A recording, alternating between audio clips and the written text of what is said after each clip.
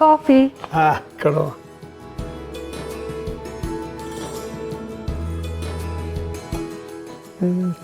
ಏನ್ ಮಾವ ಇವತ್ತು ತುಂಬಾ ರಿಲ್ಯಾಕ್ಸ್ಡ್ ಆಗಿ ಖುಷಿಯಾಗಿ ಕಾಣ್ತಿದ್ದೀರಾ? ಅದು ಭೂಮಿಕಾ ನೋಡಿದ್ನಲ್ಲ, ಅವಳು ನಗ್ನಗ್ತಾ ಇದ್ದಿದ್ದು, ಅವಳ ಲವಲವಿಕೆ ಇವೆಲ್ಲವನ್ನು ನೋಡಿದಾಗ ನನಗೆ ಮೊದಲಿನ ಭೂಮಿಕಾ ಮತ್ತೆ ಸಿಕ್ಬಿಟ್ಲು ಅನ್ನಿಸ್ಬಿಡ್ತು. ಅದಕ್ಕೆ ಈ ಖುಷಿ. ಆದರೆ ಅದಕ್ಕಿಂತ ಜಾಸ್ತಿ ಖುಷಿ ಯಾವುದಕ್ಕೆ ಗೊತ್ತಾ? ಯಾಕೆ?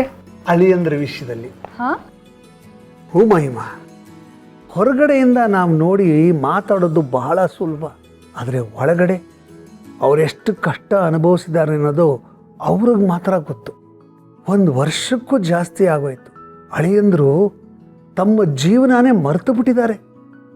ಆಫೀಸು, ಬಿಸ್ನೆಸ್ಸು, ಮೀಟಿಂಗು ಇದ್ಯಾವುದು ಮುಖ್ಯ ಅನಿಸೇ ಇಲ್ಲ ಅವ್ರಿಗೆ. ಅವ್ರಿಗೆ ಮುಖ್ಯ ಅನಿಸಿರೋದು ಭೂಮಿಕಾ ಚೆನ್ನಾಗಿರಬೇಕು. ಅವಳು ಅವರ ಪ್ರಪಂಚ ಆಗ್ಬಿಟ್ಟಿದ್ಲು. ಒಂದು ಚಿಕ್ಕ ಮಗುನ ತಾಯಿ ಹೇಗೆ ನೋಡ್ಕೊತಾಳೋ ಹಾಗೆ ನೋಡ್ಕೊತಾ ಇದ್ರು ಅವಳನ್ನು. ಟೈಮ್ಗೆ ಔಷಧಿ, ಟೈಮ್ಗೆ ಊಟ, ಡಾಕ್ಟ್ರು, ಆಸ್ಪತ್ರೆ, ಸಮಾಧಾನ, ಧೈರ್ಯ, ಅವಳು ಏನೇನು ಬೇಕೋ ಎಲ್ಲವನ್ನು ಚಾಚು ತಪ್ಪದಾಗಿ ಮಾಡಿದ್ದಾರೆ. ಭೂಮಿಕಾ ಎಲ್ಲ ಆಸೆ ಕೈ ಬಿಟ್ಟಾಗ ಅಳಿಯಂದರು ಅವಳ ಕೈನ ಬಿಡಲಿಲ್ಲ. ಅವಳಿಗೆ ಧೈರ್ಯ ಕಡಿಮೆ ಆದಾಗ ಇವರು ಅವಳಿಗೆ ಧೈರ್ಯ ಕೊಟ್ಟರು. ಅವಳು ನಂಬಿಕೆ ಕಡಿಮೆ ಆಗಿದಾಗ ನೀನೇನು ಹೆದರ್ಕೋಬೇಡ, ನಾನಿದ್ದೀನಿ ಅಂತ ನಂಬಿಕೆ ಕೊಟ್ಟರು. ಭೂಮಿಕಾ ನಗ್ನಗ್ತಾ ಇದ್ದಿದ್ದನ್ನು ನೋಡಿದಾಗ ನನಗೇನು ಅನ್ನಿಸ್ತು ಗೊತ್ತಾ? ಅವಳು ನಗುವಿನ ಹಿಂದೆ ದೇವರ ಆಶೀರ್ವಾದ ಅಷ್ಟೇ ಅಲ್ಲ, ಅಳಿಯಂದ್ರ ಶ್ರಮನೂ ಇದೆ. ನಿಜ ಮಾವ, ಅಣ್ಣ ಮಾಡಿದ ತ್ಯಾಗ ಅಂತೂ ತುಂಬಾನೇ ದೊಡ್ಡದು. ಹಾಂ, ನಮ್ಮ ಅಳಿಯಂದರು ನಮಗೆ ಬರೀ ಅಳಿಯಂದ್ರಲ್ಲ. ನಾನು ಯಾವಾಗಲೂ ಹೇಳ್ತೀನಿ ಅದನ್ನು, ಅವರು ದೇವರು ನಮಗೆ ಕೊಟ್ಟಿರೋ ವರ.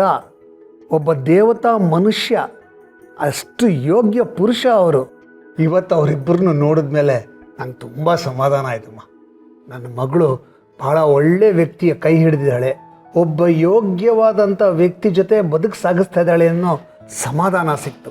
ಒಬ್ಬ ತಂದೆಗೆ ಇದಕ್ಕಿಂತ ಇನ್ನೇನಮ್ಮ ಬೇಕು ಅಲ್ವಾ? ಮಕ್ಕಳು ಚೆನ್ನಾಗಿರಬೇಕು. ಜೀವ ಬಾರ, ಇಲ್ಲಿ ಕೂತ್ಕೊಳ, ನಿನಗೇನೋ ಹೇಳಬೇಕು. ಏನಪ್ಪ? ಭೂಮಿಕನ ಮನೆಗೆ ಹೋಗಿದ್ನಲ್ಲ, ಆಗ ನನಗೊಂದು ವಿಷಯ ಹೊಳಿತು, ಅದನ್ನು ನಿನ್ನ ಹತ್ರ ಹೇಳಬೇಕು ಅನ್ನಿಸ್ತು. ಹೇಳಿಯಪ್ಪ.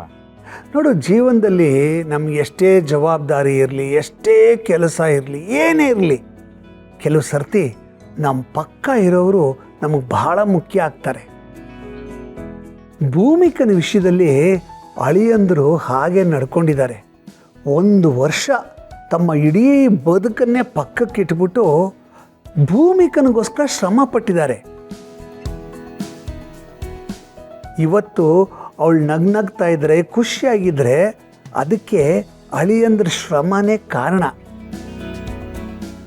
ನಾನು ಯಾಕೆ ಈ ಮಾತು ಹೇಳಿದೆ ಅಂದರೆ, ನಮ್ಮನೆ ಹೆಣ್ಣುಮಕ್ಕಳು ಹೇಗಿರಬೇಕು ಅಂತ ನಾವು ಯೋಚನೆ ಮಾಡ್ತೀವೋ ಹಾಗೆ ನಮ್ಮ ಮನೆಗೆ ಬರೋ ಹೆಣ್ಣುಮಕ್ಕಳು ಅದೇ ಥರ ಇರಬೇಕಲ್ವಾ. ಅಂದರೆ ಮನೆಯ ಮಗಳು ಬೇರೆ, ಸೊಸೆ ಬೇರೆ ಅಂತ ಯೋಚನೆ ಮಾಡಬಾರ್ದು. ಇಬ್ಬರು ನಮ್ಮನೆ ಮಕ್ಕಳು ಅಂತಲೇ ಯೋಚನೆ ಮಾಡಬೇಕು. ನಿನಗೆ ತುಂಬ ಕೆಲಸ ಇರುತ್ತೆ, ಟೆನ್ಷನ್ ಇರುತ್ತೆ, ಜವಾಬ್ದಾರಿ ಇರುತ್ತೆ, ನಿಜ. ಆದರೆ ಅದೆಲ್ಲದರ ಮಧ್ಯೆ ಮನೆ ಅನ್ನೋ ಜವಾಬ್ದಾರಿನ ಮರಿಬಾರ್ದು. ಈಗ ನಮ್ಮ ಈ ಮನೆ ತಗೋ, ಅವಳು ನಿನ್ನ ಹತ್ರ ಏನಪ್ಪ ಕೇಳ್ತಾಳೆ, ಏನು ಬಯಸ್ತಾಳೋ? ಒಂದು ಸ್ವಲ್ಪ ಸಮಯ, 1-2 ಮಾತು, ಒಂದು ಸ್ವಲ್ಪ ಕಾಳಜಿ, ಅಷ್ಟೇ ಅಲ್ವಾ? ಅಳಿಯಂದ್ರನ್ನ ನೋಡಿದಾಗ ನನಗೂ ಇದು ಅನ್ನಿಸ್ತು, ಅದಕ್ಕೆ ನಿನಗೆ ಹೇಳಬೇಕು ಅಂತ ಕರೆದೆ ಅಷ್ಟೇ.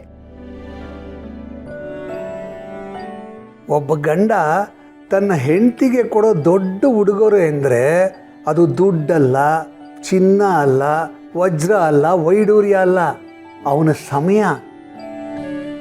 ಪಾಪ ಇವಳು ನಿನ್ನ ಜೊತೆ 2 ಮಾತಾಡಬೇಕು ಅಂತ ಕಾಯ್ತಾ ಇರ್ತಾಳೆ. ನೀನು ಬಂದ ಮೇಲೆ ಊಟ ಮಾಡೋಣ ಅಂತ ನಿನಗೋಸ್ಕರ ಕಾಯ್ತಾ ಇರ್ತಾಳೆ.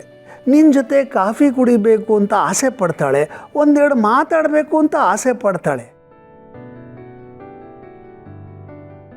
ಇದೆಲ್ಲ ಸಣ್ಣ ಸಣ್ಣ ವಿಚಾರಗಳು ಕಣೋ. ಇದು ಸಂಸಾರಕ್ಕೆ ಬಹಳ ಮುಖ್ಯ. ಇಂಥ ಸಣ್ಣ ಸಣ್ಣ ಸಂಗತಿಗಳೇ ಬದುಕನ್ನು ದೊಡ್ಡದು ಮಾಡೋದು. ಕೆಲಸ ಯಾವತ್ತೂ ಇರತ್ತೆ ಜೀವ, ಆದರೆ ಕಳೆದ ಕ್ಷಣಗಳು ಮತ್ತೆ ಬರೋದಿಲ್ಲ. ನೋಡೋ, ನಿನ್ನ ತಂದೆಯಾಗಿ ನಾನು ನಿನಗೊಂದು ಸಣ್ಣ ರಿಕ್ವೆಸ್ಟ್ ಮಾಡ್ತೀನಿ. ಇವಳು ನಿನ್ನ ಸಂಗಾತಿ. ನಿನ್ನ ಜೀವನದಲ್ಲಿ ಎಷ್ಟೋ ಜನ ಬರ್ತಾರೆ ಹೋಗ್ತಾರೆ, ಆದರೆ ಕೊನೆಯವರೆಗೂ ನಿನ್ನ ಜೊತೆ ಇರೋದು ಇವಳು ಮಾತ್ರ.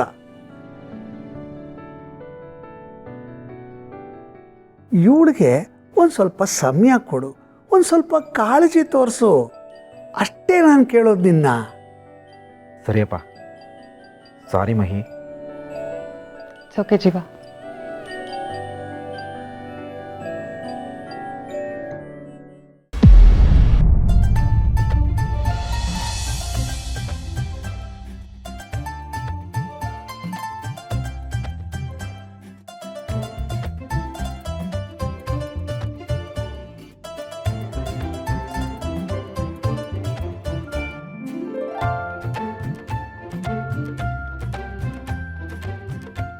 ದಿನಗಳು ಎಷ್ಟು ಬೇಗ ಕಳೀತು ಅಂತಾನೆ ಗೊತ್ತಾಗ್ಲಿಲ್ಲ.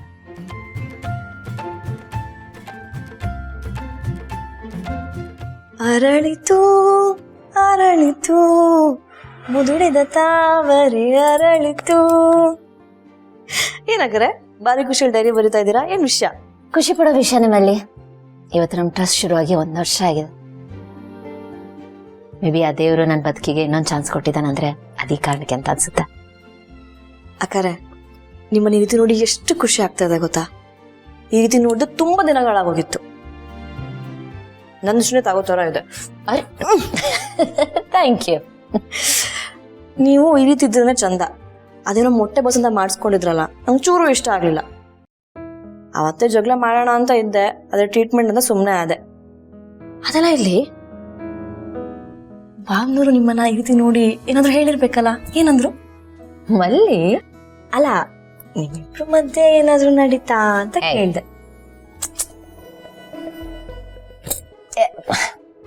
ಅವ್ರು ಎಲ್ಲಿ ಏನ್ ಹೇಳ್ತಾರೆ ಮೇಲೆ ಅವ್ರ ಟೈಮ್ ಇದೆ. ಬೆಳಗ್ಗೆ ಬೇಗ ಎದ್ದು ಆಫೀಸ್ಗೆ ಹೋಗ್ತಾರೆ, ರಾತ್ರಿ ಲೇಟ್ ಆಗಿ ಬರ್ತಾರೆ. ಆಫೀಸಲ್ಲಿ ಏನೋ ಸಮಸ್ಯೆ ನಡೀತಿದೆ, ಅದನ್ನ ಒಂದೊಂದಾಗಿ ಸಾಲ್ವ್ ಮಾಡ್ತಾ ಇದ್ದಾರೆ. It's okay, I understand, I adjust. ಅಂದ್ರೆ ನಿಮ್ಮಿಬ್ಬರ ಮಧ್ಯೆ ನೋ ರೊಮ್ಯಾನ್ಸ್, ಎಲ್ಲ ಡ್ರೈ ಡ್ರೈ ಲೈಫ್. ಅಪ್ಡೇಟೇ ಇಲ್ವಾ? ನೋ ಕುಚ್ಚು ಪುಚ್ಚು? ಹೋಗ್ತೀನಿ ನೋಡೋದು. ಅಯ್ಯೋ, ನಾನೇನು ಕೇಳ್ಬಾರ್ದು ಕೇಳ್ದೆ. ಆಕರೆ ನಿಮ್ಮಿಬ್ರ ಮಧ್ಯೆ ಏನಾದ್ರು ಆಗ್ತಿದೆ ಆಗ್ತಿಲ್ವಾ ಅಂತ ಕೇಳ್ದೆ. ತಪ್ಪಾಕರೆ?